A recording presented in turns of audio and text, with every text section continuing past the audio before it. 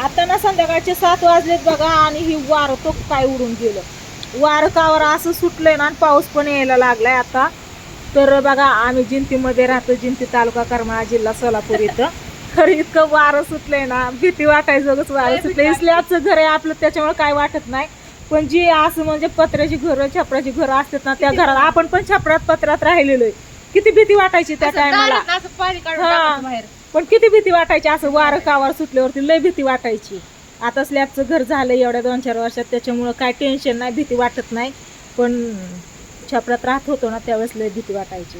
हे बघितलं का झाड असं वारकावर सुटलं ना मापाच्याच बाहेर. तुमच्या इकडं आहे का असं वारकावर? नक्की सांगा कमेंट करून. मोठ्या सुद्धा इथं येऊन थांबलेला आहे आणि इथं बघा ही मन्या बसलाय. गलिया गलिया मन्याचा म्हणतोय मन्या इथं बसल्यावर तू. लाईट सुद्धा गेली बघा, दिवा लावलाय घरात आणि बॅटरी लावली इकडच्या घरात.